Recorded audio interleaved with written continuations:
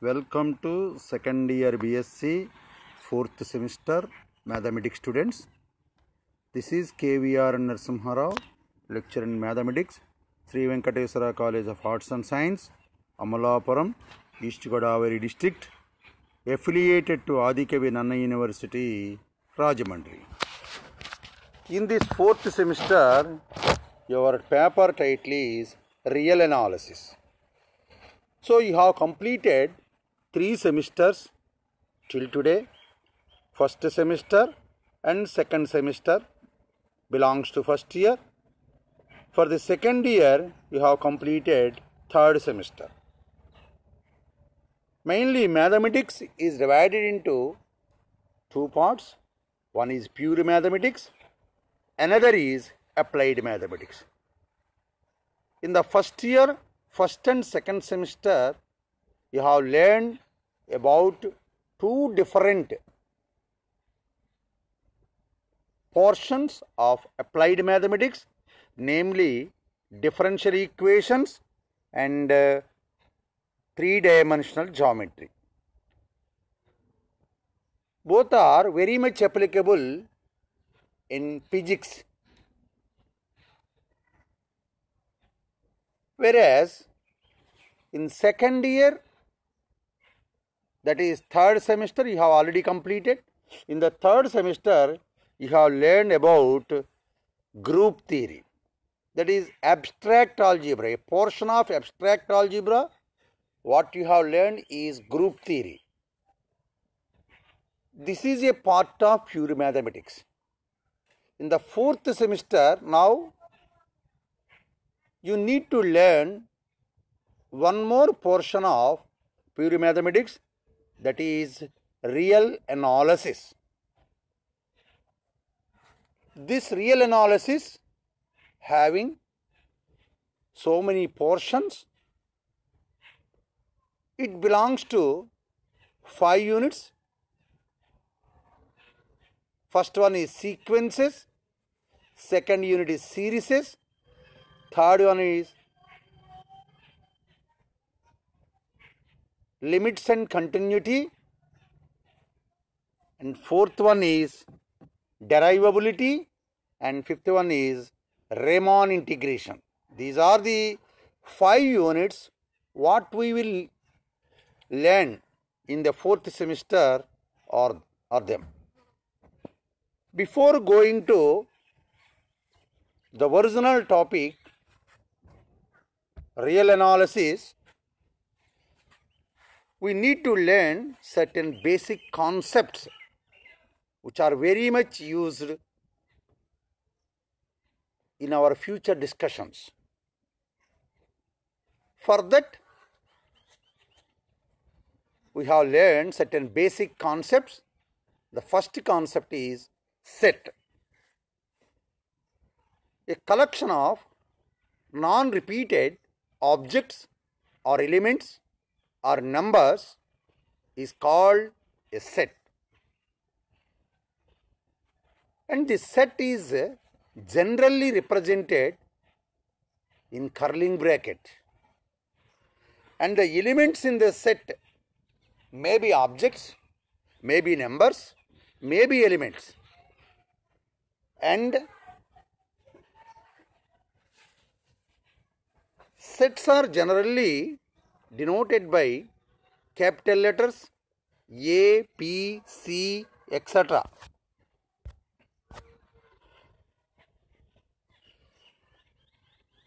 And the elements in the sets are generally denoted by small letters.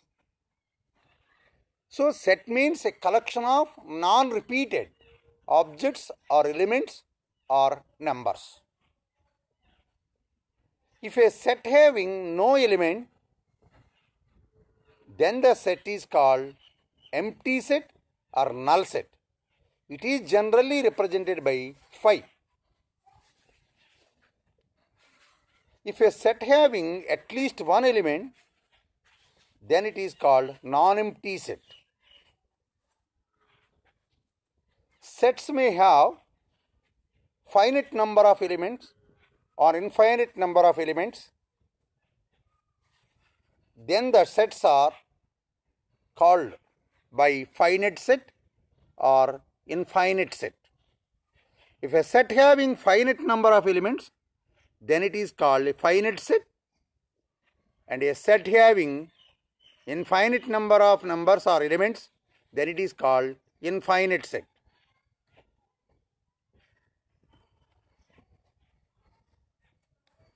If a set is obtained by choosing some elements from a set, is called subset of the given set, and the original set is called superset.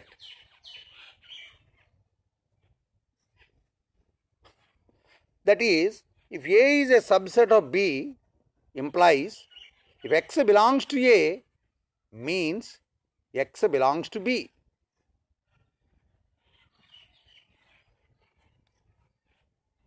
If every set of a set is a subset of itself, then the original set from which we have to take all subsets is called universal set. It is generally denoted by mu. If A is a subset of mu, then mu minus A, that means the set obtained by deleting the elements in A from mu is called the complementary set of the set A, and the sets may have mainly two operations, union and intersection. That is, if A comma B are two sets, if X belongs to A or X belongs to B, implies X belongs to A union B. And another operation, intersection. If X belongs to A intersection B, implies X belongs to A and X belongs to B.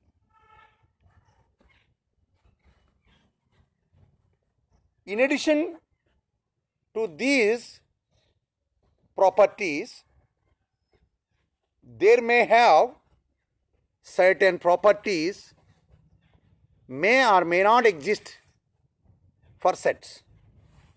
Those properties, we call them as axioms. These axioms can be divided into three axioms in our present topic.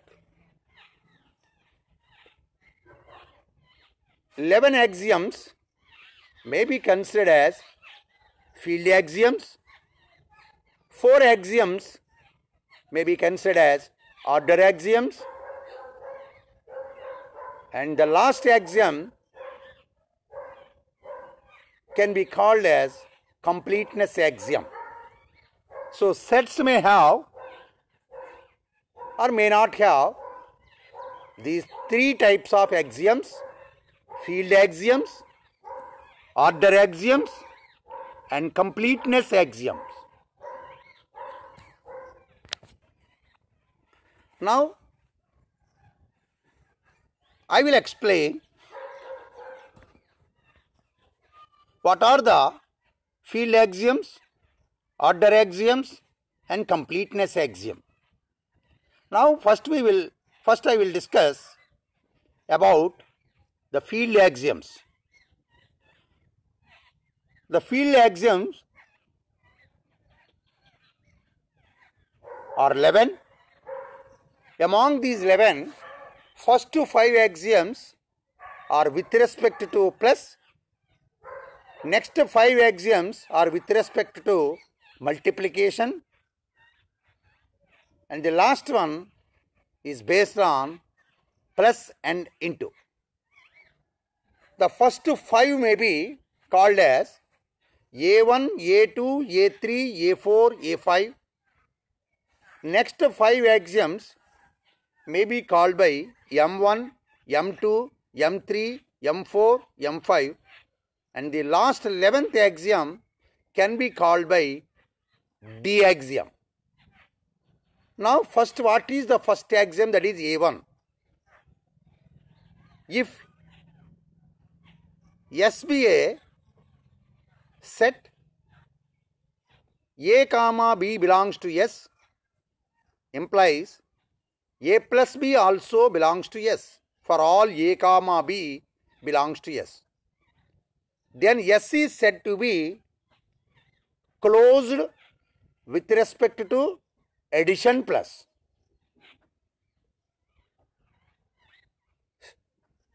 Have you understand it? Choose any two elements from the set S. The sum of the two elements also belongs to S for all elements in S. Then S is closed with respect to plus. Now we go to axiom 2, that is A2 axiom. If A comma B comma C belongs to S, that is choose any three elements from S, then A plus B plus C is equal to A plus B plus C for all A, B, C belongs to S.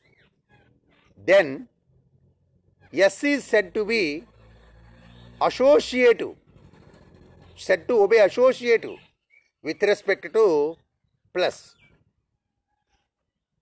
This is the second axiom. For the existence of first axiom, we should take two elements.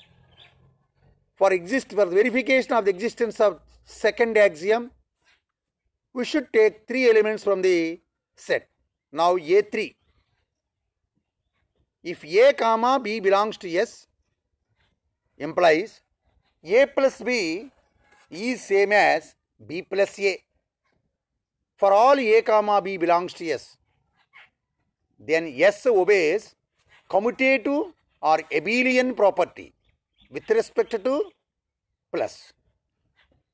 This is the third axiom.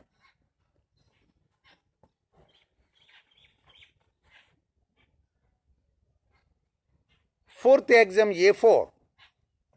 If A belongs to S, then there exists 0 belongs to S such that A plus 0 equal to 0 plus A is equal to A for all A belongs to S.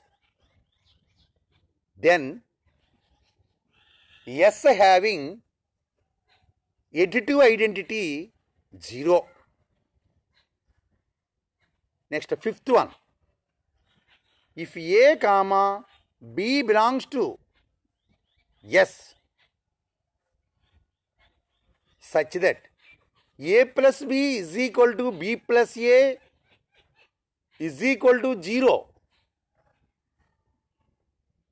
then B is called additive inverse of A belongs to S.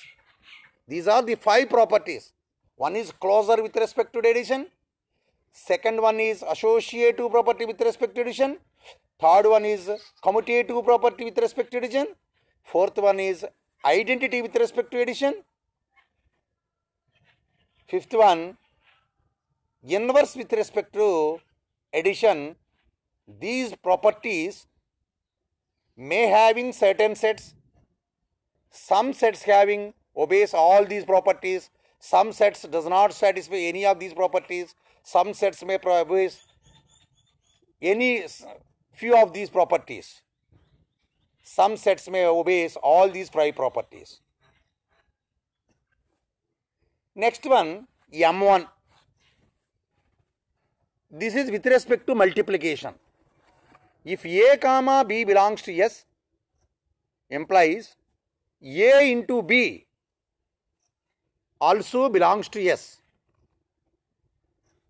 For all A comma B belongs to S, then S obeys closure property with respect to multiplication dot. M2. If A comma B comma C belongs to S, implies A into B plus C. Very sorry. A into B into C is equal to A into B into C. For all ABC belongs to S, then S obeys associative property with respect to multiplication. Next, M3. If A comma B belongs to S, implies A into B is equal to B into A.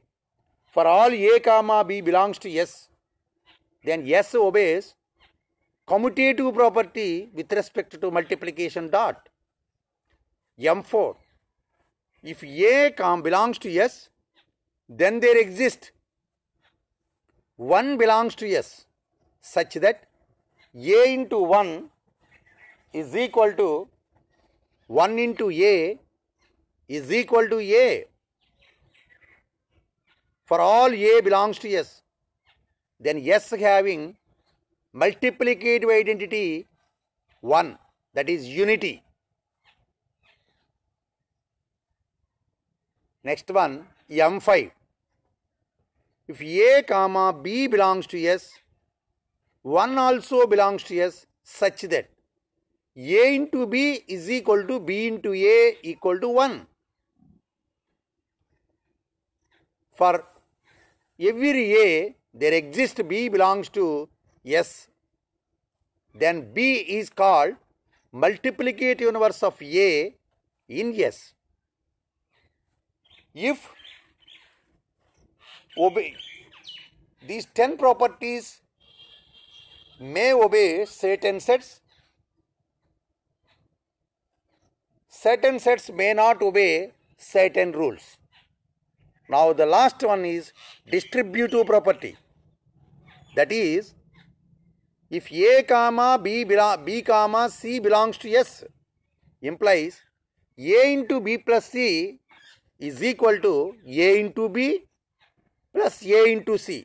For all A, B, C belongs to S, then S obeys distributive property with respect to addition. If a set S obeys these 11 properties, then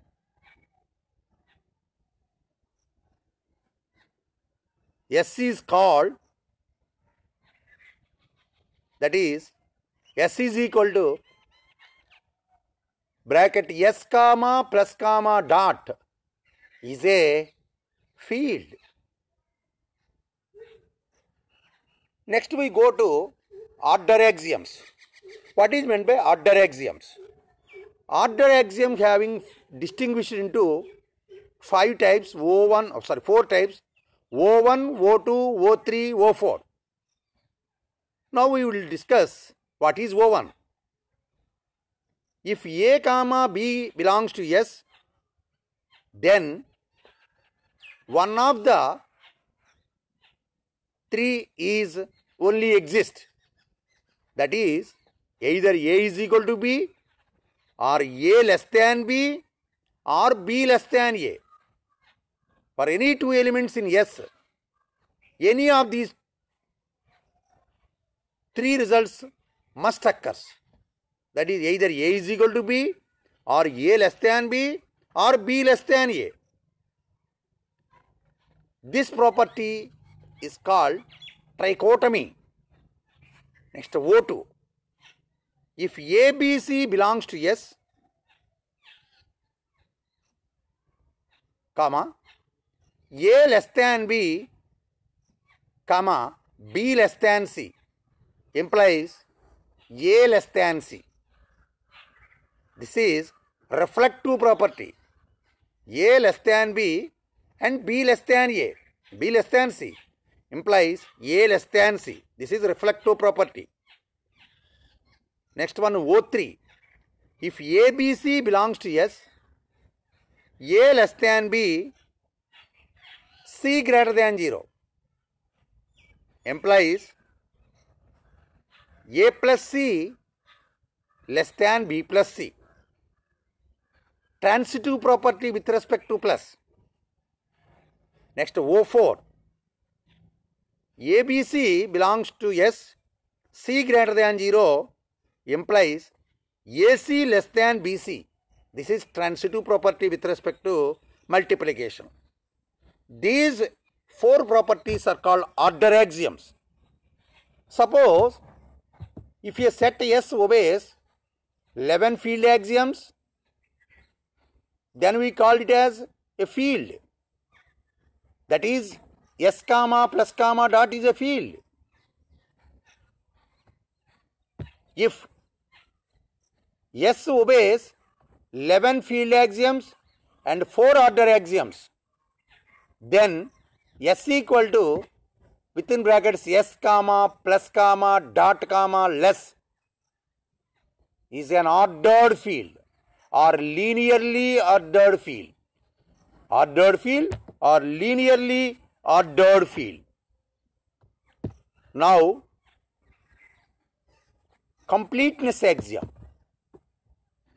This completeness axiom having only one condition, that is C.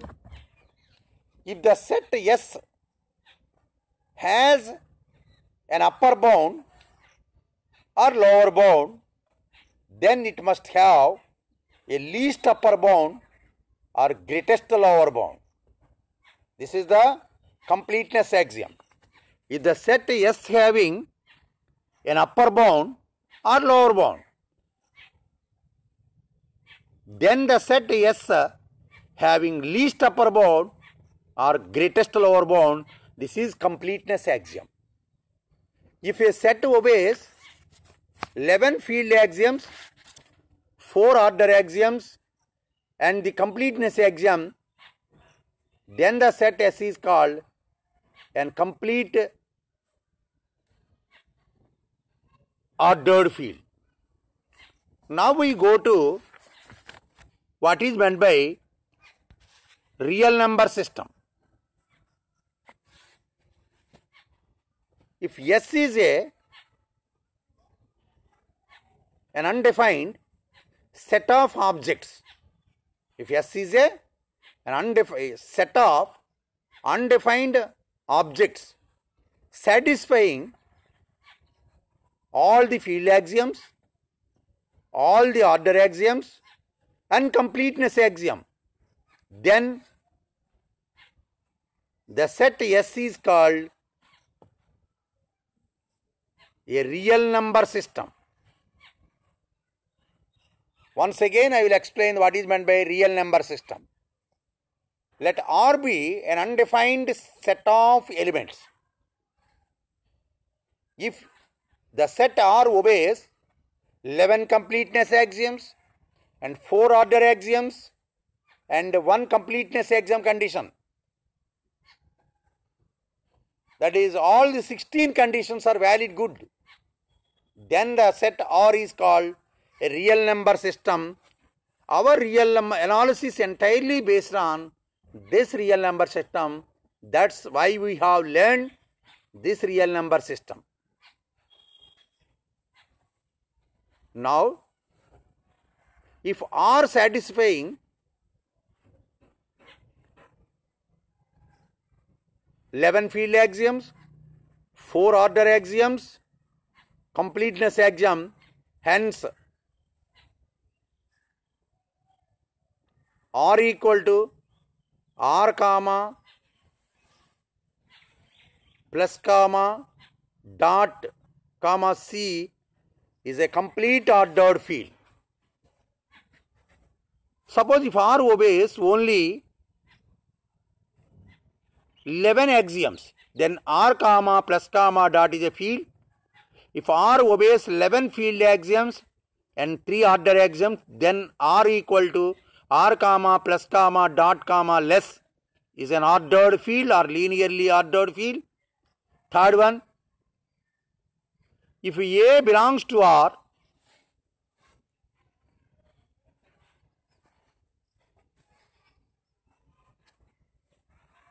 and A greater than 0, then A is positive real number.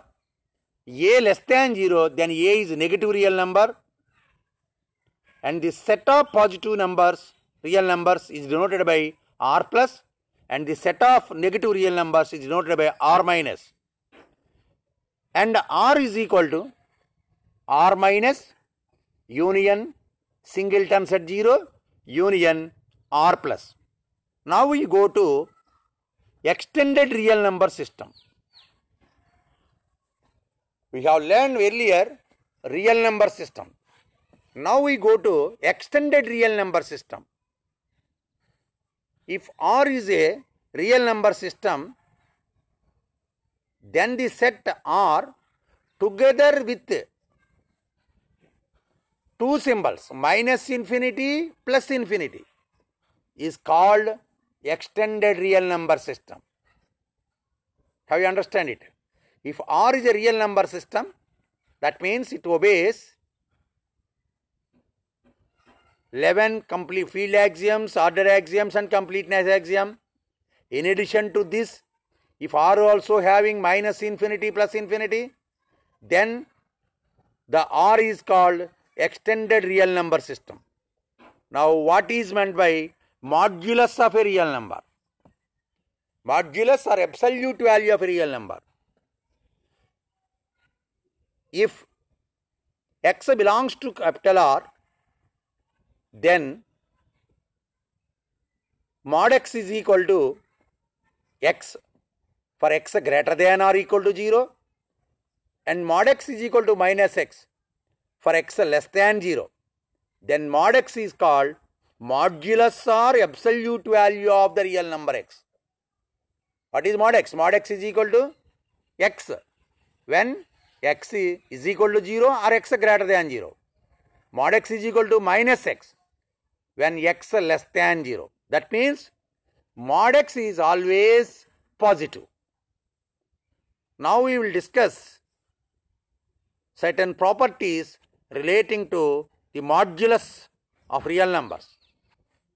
If x belongs to R, mod x greater than or equal to 0, and mod x is equal to maximum of x comma minus x.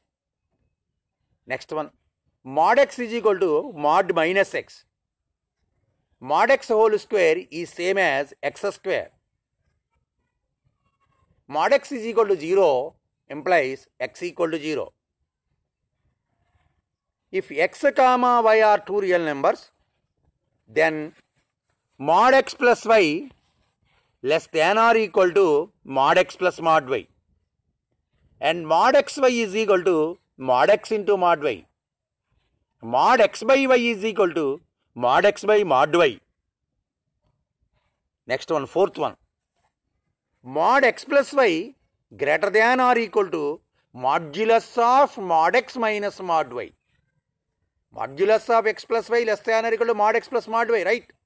Now another conclusion, that is modulus of x plus y must be greater than or equal to modulus of mod x minus mod y, and mod x minus y also greater than or equal to modulus of mod x minus mod y, and mod x minus y less than or equal to mod x plus mod y. If mod x less than a implies minus a less than x less than a. Mod x minus a less than delta for delta greater than 0 implies a minus delta less than x less than a plus delta. Now we go to an important definition, that what we call very frequently in the future coming subject, that is aggregate. Any subset of real number set R is called an aggregate. Any subset of R is called an aggregate. That is hence Phi is an aggregate. Any set, whatever set may be chosen from R is called an aggregate. Phi is called null aggregate. Every aggregate may have least and greatest elements. The minimum value of an aggregate is called least element and the maximum value of the aggregate is called greatest element. Now, using the real number set, now we will define inductive set and hence natural number set.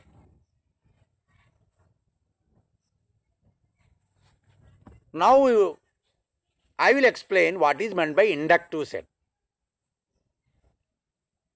If R be a real number set, S is an aggregate of R. If 1 belongs to S, that is first condition. Second condition is if N belongs to S implies N plus 1 also belongs to S. Then S is called an inductive set. Once again, if R be a real number set, S is a subset of R. In addition to this, if S obeys two more conditions, that is 1 belongs to S, 1 must be included in the set S. If 1 does not belong to S, then we cannot discuss about the inductive set. If 1 belongs to S, then we will verify one more condition, that is second condition. That is, if N belongs to S implies N plus 1 also belongs to S, then S is called an inductive set. For example, if S is equal to set of all x such that x greater than 3 is not an inductive set because it does not having 1. Now, another set should be if x belongs to R, x less than minus 5, it having 1 belongs to S. Then choose any element in X. Then the sum of that element to unity is also belongs to S. Then B is an inductive set. Now, the set of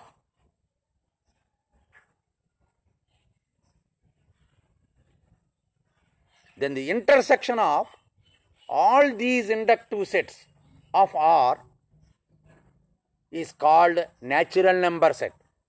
So we can prepare so many, the infinite number of inductive sets for a real number set R.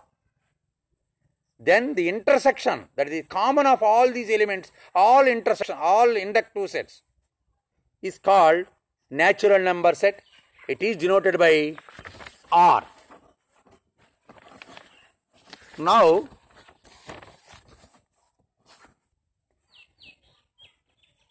N is equal to intersection of S, where S is an inductive set. Therefore, N is also an inductive set because it is a subset of R. 1 belongs to N. If N belongs to N, N plus 1 also belongs to N. Therefore, capital N is also an inductive set. Now, what is inductive theorem or induction theorem? If S is an inductive set and S is a subset of N, implies S is equal to N. This is called inductive theorem. If S is an inductive set and S must be a subset of N, then S is same as natural number set.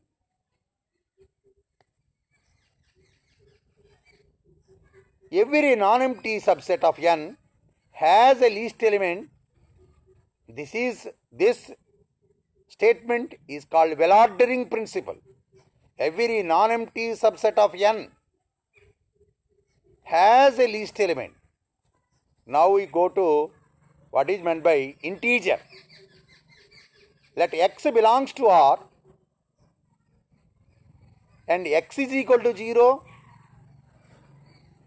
or x belongs to capital N, or minus x belongs to capital N, then x is called an integer and the set of all integers is called integers set denoted by Z.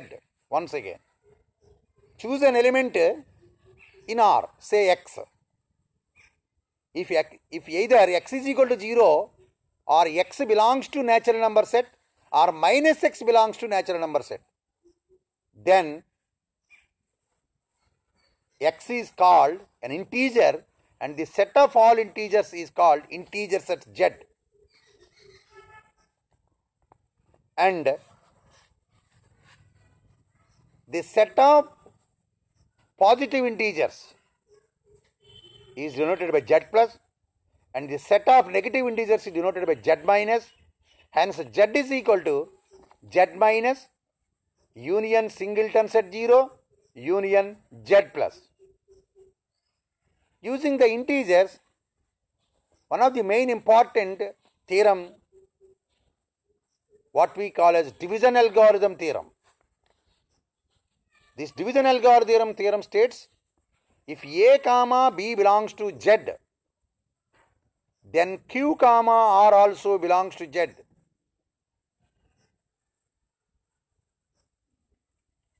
Uniquely, Q comma R uniquely, such that B is equal to AQ plus R.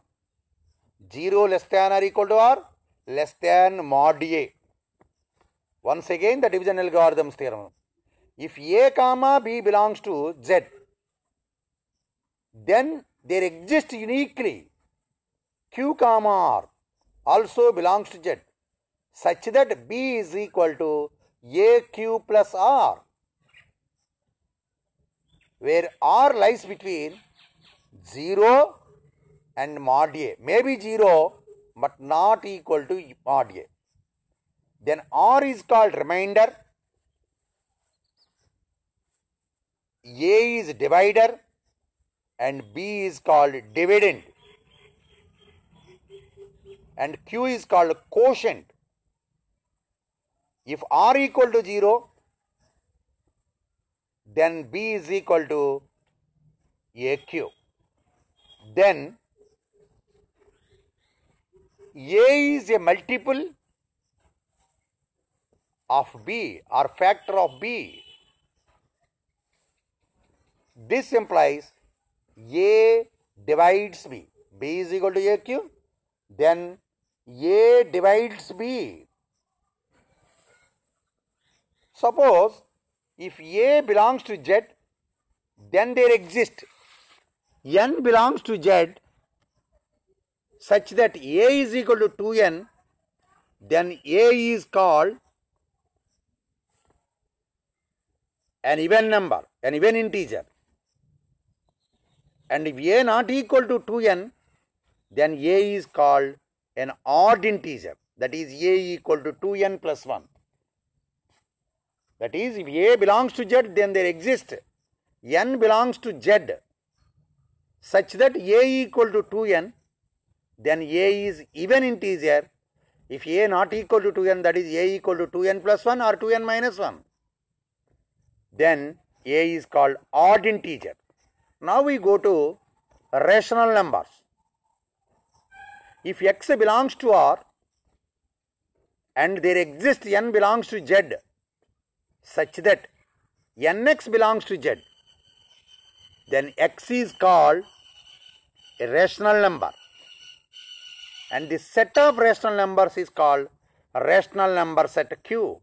Once again, choose any element in R, say X, then there exists an integer N, that is N belongs to Z, such that Nx belongs to Z. Then X is called a rational number, and the set of rational numbers is called rational number set denoted by Q. The rational numbers Q can be represented by set of all P by Q such that P belongs to Z and Q belongs to N. that is rational number set. Q comma plus comma dot comma less is an ordered field. Hence Q obeys 15 axioms. 11 plus 4, 15 axioms. Hence Q comma plus comma dot comma less is an ordered field. Now we go to irrational numbers.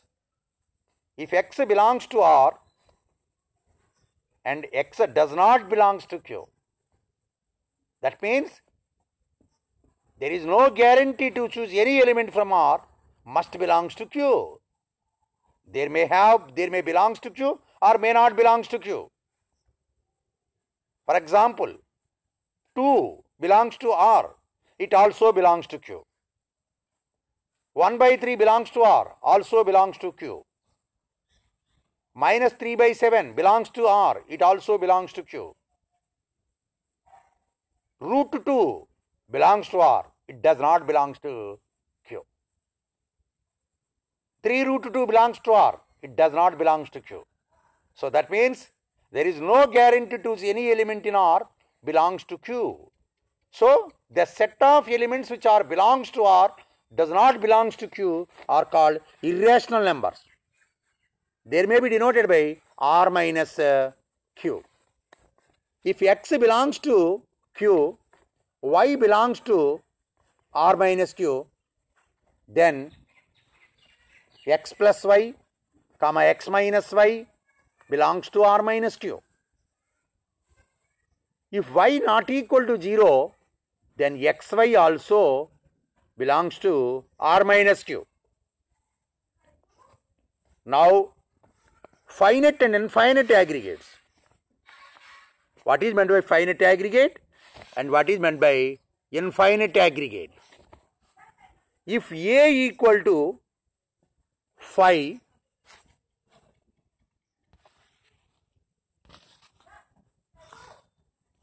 if A equal to phi, or there exists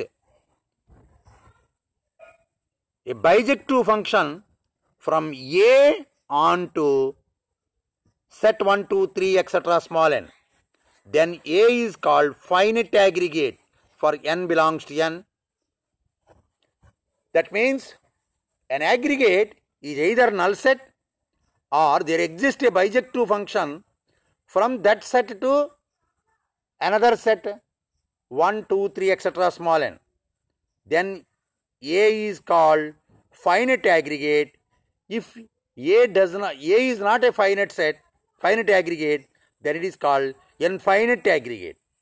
Example, if A equal to 2, 5, 8, 11, 14, 20 is a finite aggregate. So, A equal to n or z or q or r are all infinite aggregates. Now we go to the concept, very important concept, which is very much used in the future subject, that is what is called boundedness concept. Before going to the boundedness concept, what is meant by bounded above and what is meant by upper bound of an aggregate? What is meant by bounded above and what is meant by upper bound of an aggregate? If S is an aggregate, then there exists U belongs to R such that X less than or equal to U for all X belongs to S. Then U is called an upper bound of S. Then S is called bounded above set. Once again, if S is an aggregate, maybe finite aggregate or infinite aggregate, if there exists, that means if there is any possibility to choose an element in R, not in S, need not be in S, maybe in a R, say U, and every element in S, X, must be less than or equal to U, then U is called an upper bound. If upper bound exists for a set, then the set is said to be bounded above set. Now, what is exact upper bound or supremum or least upper bound. What is exact upper bound or supremum or least upper bound? If S is an aggregate, U is an upper bound of S. If there exists another upper bound, V belongs to R of S, and V less than or equal to U for all U belongs to R, then V is called least upper bound of S or supremum of S or exact upper bound of S. Once again, if S is an aggregate, U be an upper bound, any upper bound, whatever upper bound that you have chosen for the aggregate S, say U. If there exists another upper bound V obeys V less than U, then V is called least upper bound of S or supremum of S.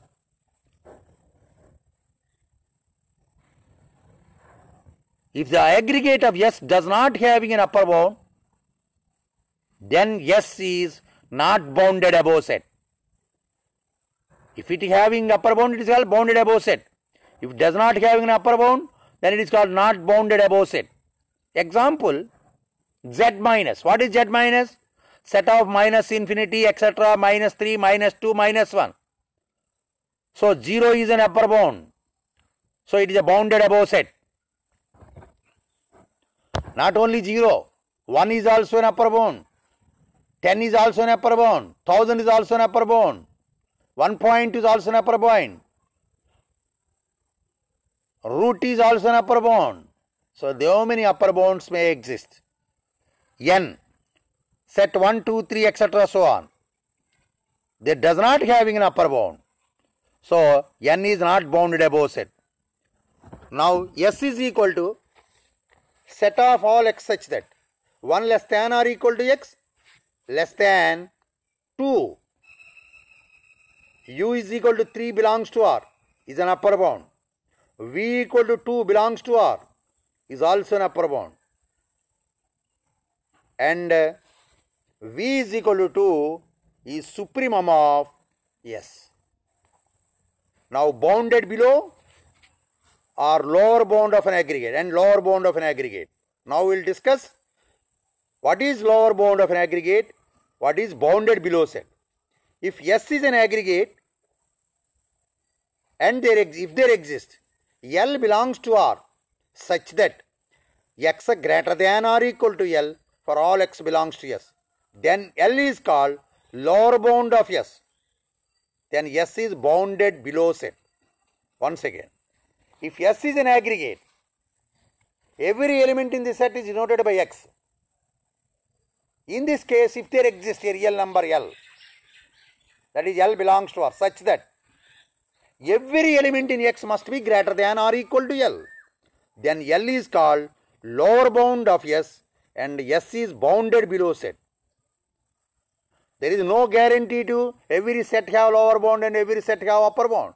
Some sets may have lower bound and some sets may have upper bound. Some sets may have both lower bound and upper bound. Some sets may does not having both lower bound and upper bound. Now, what is meant by exact lower bound or infimum or greatest lower bound? Now, if S is an aggregate, L is a lower bound of S, and if there exists another lower bound M such that M greater than or equal to L, whereas in that case V less than or equal to U, then least upper bound. M greater than or equal to L for all L belongs to R, then M is called greatest lower bound or infimum of S. Greatest lower bound or infimum or exact lower bound. Once again, if S is an aggregate, L is denoted by every lower bound of S. Among the lower bounds, if there exists a lower bound M obeys m greater than or equal to L, then m is called greatest lower bound of S or infimum of S. If an aggregate S does not having lower bound, then S is not bounded below set. Example, Z plus is a set of 1, 2, 3, etc. infinity. 0 is a lower bound, 1 is a lower bound, minus 1 is a lower bound, minus 20 is a lower bound, minus 2.3 is a lower bound. These are all the lower bounds. Hence, Z plus is bounded below set. Similarly, Q plus and R plus are also bounded below sets. Q plus is not bounded below Q minus. Q minus is not bounded below set. Another example, S is equal to set of all x such that 1 less than or equal to x less than or equal to 2. L equal to 1 belongs to R, is a lower bound of S. M equal to 1 also lower bound satisfying the exact lower bound condition. So, m is equal to 1 is infimum. Now, what is the boundedness of a set? Boundedness. Till this topic, I have explained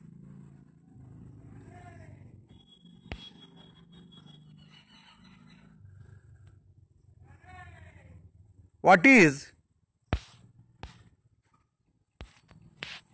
lower bound and what is upper bound, what is bounded below, what is bounded above. Now we go to boundedness concept. If a set is both bounded above and bounded below, then the set, the aggregate S is called a bounded aggregate or bounded set. If a set is both bounded above and bounded below, the set S having both lower bounds and upper bounds exist, then S is said to be a bounded set. If the set S is not bounded below or not bounded above or not done both, then the set is called unbounded set. Unbounded set. So, we have learned up to the concept of boundedness concept. These are the very much important in our future second year, 4th semester mathematics paper, real analysis.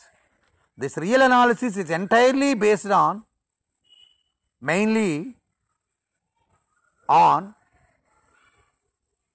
real number system, extended real number system, natural numbers, integers, rational numbers, irrational numbers, and boundedness concept. So, I think you all learned this lesson and you can understand very effectively. When you listen these lessons by repeated number of times and try to prepare notes by your own. So, we will come the lesson number 2 of the basic concepts. This means for the real analysis, you should learn 2 lessons on basic concepts, our real analysis. So, I have completed this first lesson on basic concepts. One more lesson is required. So, hence we will meet in the next lesson, that is lesson number 2 for the basic concepts of real analysis. So, thank you very much. God bless you.